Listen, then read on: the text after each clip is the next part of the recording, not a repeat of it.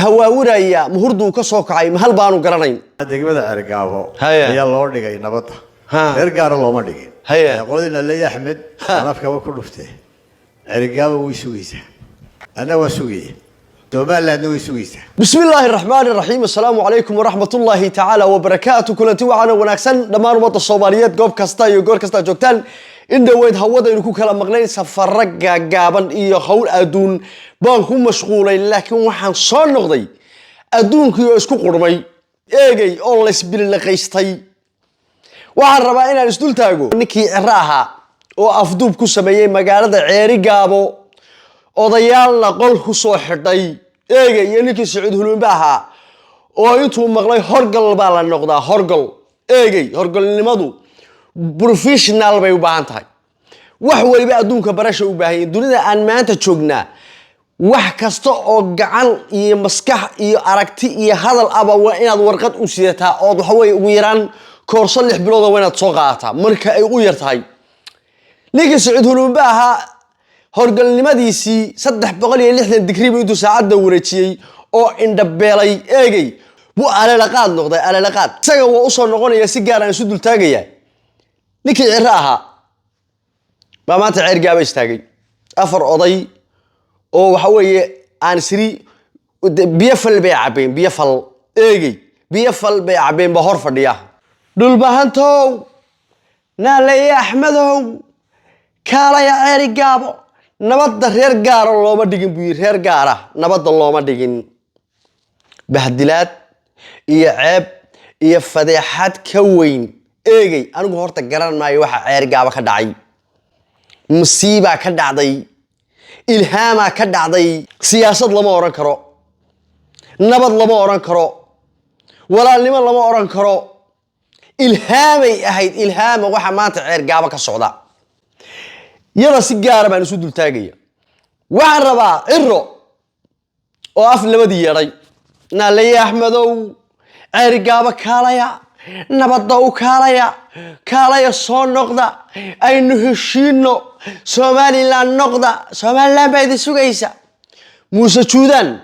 oo adiga ka xiniya badnaa oo ka aqli badnaa oo ka geesisanaa oo ka codkarsanaa oo ka gacan furnaa oo tibiisu dhinac u xiirmi jireen ciroy eegay ayaan maalin cad eegay duhur taqalalan marsiinay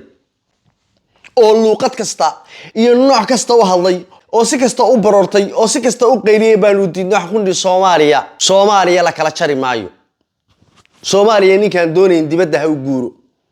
ninkii koofil uu aabow yahay ku abtirsanayo Ingiriis ku abtirsanayo adeer way ku banaantay oo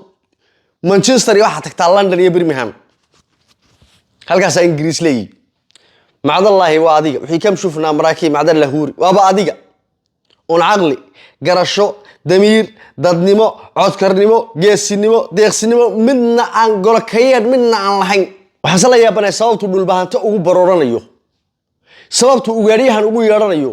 sababtu Leey Axmed ugu yeeranayo nabadan uu ka hadlayaan fahmi ilaahay aanu nabadan dadku ka hadlayaan ayaan fahmi ilaahay nabadii mi waxba laga bedelay mise waa sidaynu ku niqiinay man nabad kala soo baxday wax kale oo nabad la yiraahdo oo loogu magac daray baa jirta baladeegay bal baroorta horta wax yarna dhageysta si fiican bay isu taagna barnaamijkana si sheer garay hadii salaadu ku joogtaan oo soo tukaadi kara nabiga sallallahu alayhi wa sallam Muhammad sanaag ama degmada Argaabo ayaa loo dhigay nabad reer gaar looma dhigin qodina Leey Axmed anafka ku dhuftay Argaabo way sugaysaa ana waa sugay Soomaaliland way sugaysaa aqliyada iyo hadalka foosha xun ee bilaadnimada ah ee bila aqliga baa ninka weynay 8 jirka ay madalisa soo taagay horta Leey Axmed waa niman dhulbahanta ah aduguna nin iidoora baa tahay marad sidataa odaydaan Soomaali baan kala goynayaa Leey Axmed calankii Soomaaliyeed buu sitaa iyo dhulbahante nabadda aad ka waramaysid ciroy hadii ay dhab ka tahay haddaan nabadii wax laga bedelo nabadda saan ku aqaanay gurigaaga joog awrkaagu ha ku qaado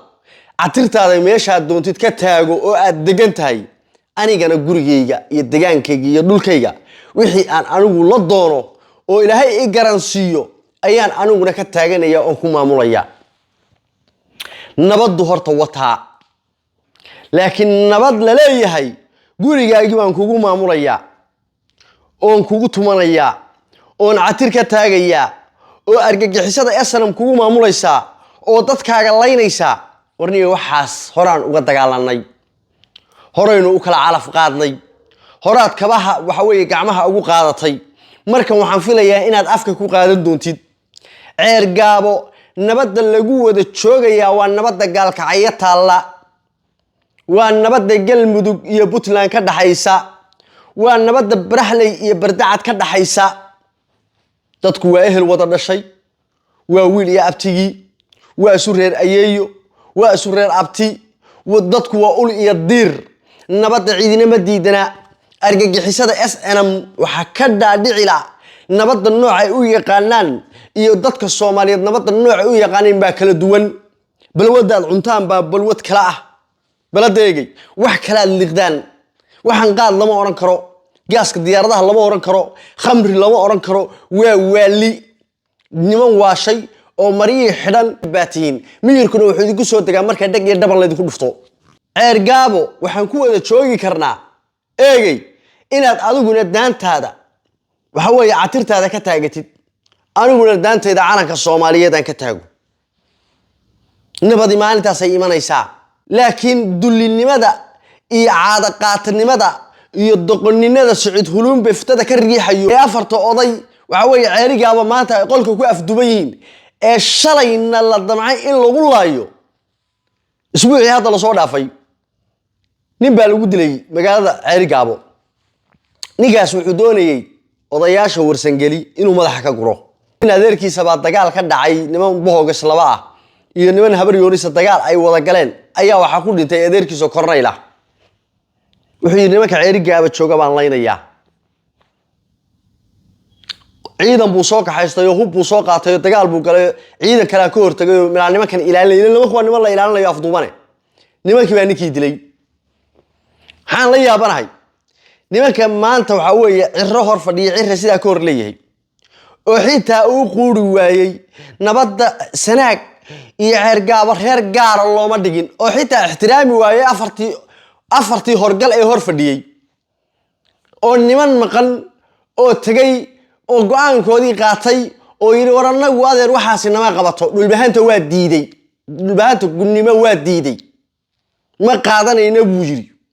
ceer gaabana waxaan ku soo noqonaynaa markaynu laba nin oo siman noqono xabad baan afka ka gelinayaa arda iyo fiqfuliye iyo dib qarax ciidan dhulbahanta ah oo maamulka waqooyi bari ah oo isku dhafan oo harti weyna abaa jooga xabadda iyo dagaalku hadda wuu socdaa nabadan aad ka sheekeynaysaa marka ciroy cidaad u sheegaysaa waayo cidaad u yeedhaysaa waayo ceer gaabo nabad adiga ka timaado lagu wada deganaan maayo sababtoo ah waanay ka suuroobayn shalay baan ku lahaa gooja caddo war iska tag orod naga tag kii ka laandheeraysnaa ee ka geesisanaa ee ka caqliga badnaa Muuse Juudaan baan ka dhaadhicin waayay war malihid halkan orod iska tag oo diiday gafuurka taagay kabaha isagoo labada ku sita eegay baan bancadiga karamaan eriyaday fadalkiisa geelu ka cabay burcuhu orod ku galay iyo Hargeysa baladeegay adiguna maanta ciroy waliba Muuse waaba ka dheereeyay inuu dhuwan buu ahay adiga barqada hore aan ku qabanaya barqada hore ana hadda runta ku sheegaya nabadda adiga ka imanaysa ee adiga ka soo naasacadna ninka sugayo u fadhiya aniga maaha nabad waxaad ku helaysaa oo inuu ku kala badbaadayna awrkaagu markuu qaado gurigaaga ku ekaatid afartan oday ee ku hor fadhiya ee dulaysan ee bahdilan tolkoodna waxba uma gooyaan ana hadda ku sheegay ana nin hartiya cid iga dambaysa weydiin ana nin Axmed hartiya eegay ana Saciid hartiyo ana Maxamuud ana Maxameda baladeegay cid iga dambaysa weydiin nabad adiga ka timaado cid kugu soo golo fariisanaysa ma jirto marka daantaada u wareegtid oo microphone-ka daantaada ka soo qaadatid oo halka apologies iyo raali gelin ka soo bixisid oo aad tiraahdo warniyo aan isnabad gelino maalinkaas ay nabadu imanaysaa nabad ka sokaysa anigu garan maayo nabad waxa la yiraahdaa nabad waxa la yiraahdaa laba ciidan oo inta islaayeen kala calaf qaaday oo nin waliba deegaankiisa joogay in la yiraahdo war nabad aan ku wada noolaan nabadda taas la yiraahdaa baladeegi laakiin ninayna wali fooda isdarinba fooda nimayna isdarin oo wali kala calaf qaadin kaalayo ii kaalay oo marada catirta aan meesha ka taagaya oo Soomaali baan kala goynaya oo dhulka Ingiriis baale cid ka dhageysanaysa erray ma jirto Saciid Hulum baan u soo noqonaya Saciid Hulum bow horta waxa taa shisheeye kalkaal inaan gumeeda qof sakeeya markuu arka laba xiliyoodo inta la leeg baad yeelataa sakeeya marka shisheeye marka aad aragtana dhali baa ka jeexma waxa u sameynaysaa oo waxa weeye ummadda isugu diraysa dhulbaantiyo ma jeerteen baad dacdeen madax isu galisid waa suuroob weeydi garow iyo lascaanood baad dabacday inaad kala goyso waa suuroob weeydi eegay dhalinyaradii baad cugdad dabacday ku beerto waa suuroob weeydi maanta nacayb iyo cunfi iyo dulinimo kugu jirto cidina kula qabin wallahi Cismaan Maxamuud baan kula qabin oo baa dhulbaantaha tahay baan kula qabin oo qof kasto aqli leh oo hartiya baan kula qabin waa kugu koobaban oo kuma soo dhaafto maanta dad Sudaankii iyo dhowr oday ka haysay oo lacag u qaybisay baa tiri ord cirro hor fariiso markaas maanta Sudaankii cirro wuxuu ka horeeyay madaxweynaha Somaliland waxa la yifindhi cilmi xaraam ma soo xalaal xuskiisa xun baa la yiri waxba soo hadal qaadi maayo baladeegi baash mar haday halka gaadho eegi heerkii gudnimada way ka hoos martay laakiin waxaan ku weydiinayaa Puntland aad ku dhaaratay Somaliland waxay leedahay qow baan leeyahay qow iyo qarna dusheeda buucir sheeganaya caawa waqooyi bari iyo dhulbahante markaad aragtidna laba xiliyood inta la leeg baad yeelataa bal iska day waxaan arkay adigu waxaad leedahay xitaa dekada boosaasan ana leh dekada garacadna ana leh firdhiye dekada boosaaso iyo adigoo daniya way u simantiin oo wallaahi oo billaahi oo tallaahi waanigi haada maray adiga iyo firdhiye dekada boosaaso isku calaf baad ku leedihiin laamiga boosaaso ka baxa ee laascaanood galan isku calaf baad ku leedihiin caawa hadii firdhiyo damac ka galo dekada boosaaso cid ka hor istaagaysa oo ilaahay uumay wallaahi baan jirin oo billaahi jirin ma waad u simantiin labadiinuba waad u simantiin inta uu ka darsanaysa aduguna hadii uu caawo u soo ruqaansado yaado dekada boosaasan rabaa waad u simantiin qow iyo qarna dusheedu Soomaaliland sheeganaysa waqooyi bari iyo dhulbahante iyo firdhiyana nacayb waliba markaas uu ka landheeray firdhiye waa landheere waa ka landheeray waxa aad caytamaysid oo cunfiga wadid oo ceebaha wadid oo umada isku diraysid wali kelmad firdhiye afkiisa laga ma hayo wali qodax kumudda kuma oran sababta firdhiye waa nin aqli leh waa nin garanaya dadku waxay isu yihiin doqoniinadaadana garanaya walaalkii oo doqona inaad tahayna garanaya waxa uu doqoniye kula dhalan haday kula dhalatana yaani xoog weynaan baa haday xoog weynaatana oo aanay buurnaan oo aanay bashaqsanaan oo aanay gafuursanaan haday xoog weynaato buurnaatana yaani cadow ka raacay firdhiye wuxuu la aamusan yahay oo waqooyi bari maamulkaasi u aamusan yahay oo dhulbahanta u aamusan yahay waxa weeye war dadka ehelka ee aan wada dhalanay ee gobta doqonka caloosha weyn wariyo iska keen horkeen adiguna mara madooba saa ula wareegaysa harti kula dhex wareegaysa meel aadan dab ka ridin iyo cid aadan fooda darin dhahar iyo boosaaso iyo qardho iyo garowe iyo gaalkacyo meel aadan xabad ka ridin oo aadan 10 weyn 20 weyn oo hartiya dhigin ma jirto waxaanu ka daawanaynaa aan garanayn waxaanu ugu ka hayaan garanayn wuxuu laakiin ninkii jiray soortan cunayo saansaanteedan gartaayo xaaladda caawa boosaasa deeqa ka socota iyo karin eegay iyo nimankii reer sakariye eegay xaaladda caawa ku jiraan iyo hubka iyo saanada boosaasa iyo karin ka soconaya baan ogahay waxaan u malaynayaa boosaasana inaad doon kaga baxaysid sababtoo nimanka reer sakariye ganacsatada ee waxa weeye qaadkoodii iyo ganacsigoodii diyaaradoodii ku qabsatay waxaan u malaynayaa calafkii kugu dambeeyay weeye kii ilma askar baan ogaa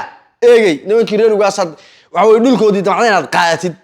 ee dhimbilaha kaashday waxaan u malaynayaa nimanka reer sakariye taad ku dhiman lahayd inay tahay taad boosaasa kaga bixi lahayd eegay inay tahay oran mayna Puntland baa gacantaada ku dumaysa anagu Puntland adoo kale ma dumin kare anaga dhisanay anaga ilaashanayna laakiin waxaan u malaynayaa taad kaga bixi lahayd Saciid Hulum inay tahay damiir baadan lahayn dadnimaadan lahayn garashaadan lahayn xanuun baad qabtaa عقدات بعد قبتها الضوء بعد هاي دمير ملهي ونيجي ما أنت سومالي لان لفلفية أو بطلان تيادو دارتي بطلان والله لا ليا بطلان عدو وكسر دولي بطلان الله لا ليا بطلان ما أنت بحال لفلفية سنو يحكوا لي قردان ليا قرنو شجر يا عرو عرو وكل عارف قاضينا أو والله يا أو بالله يا أو الله يا